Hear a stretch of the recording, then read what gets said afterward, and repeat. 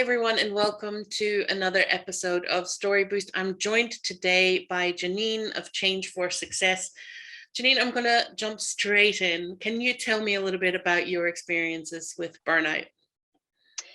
Yeah, of course. So thank you for having me on, first of all. It's great to see you. So I was, prior to what I do now, run my own business, I was in a really, really stressful job for many years.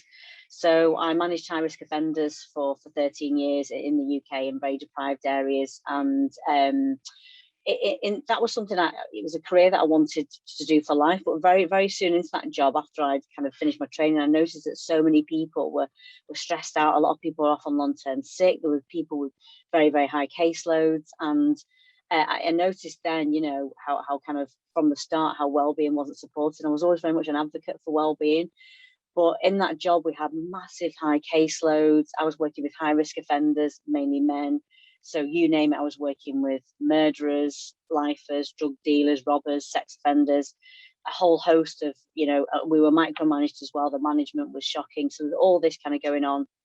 And then I got involved in a relationship, and it was soon after my dad died. So my head was kind of a bit all over the place. And soon after that, we got married quite quickly. But when that relationship became very abusive. So as you can imagine, juggling that really stressful job, being in this abusive marriage, it was so difficult having to juggle this day job and then this abusive relationship. And it was quite ironic at the time as well, because I was actually managing domestic abuse offenders and I couldn't see that I was in that sort of relationship.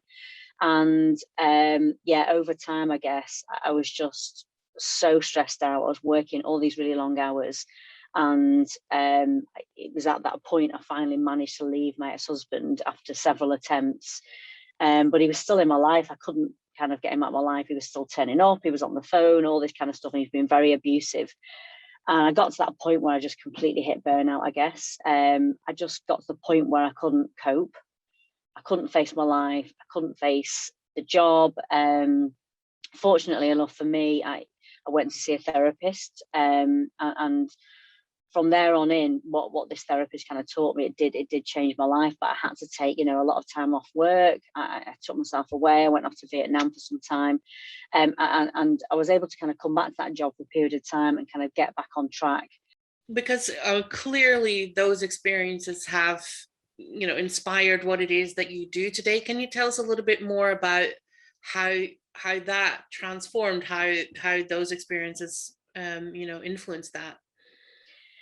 Yeah, sure. So even though I'd worked in the field of mental health for many years and my background was in psychology, what I was learning, I guess, moving forward was a lot around how the mind works and how we operate. And it was such an amazing transformational journey for me, because I saw huge change in myself, and I was like, wow, this is amazing. I want to help other people doing this. So what I did was I retrained as a hypnotherapist, EFT, tapping, emotional freedom technique, and NLP practitioner. And I went back to study to do a master's degree in psychology as well. And now, as I say, I run my business, which is called Change for Success, and we help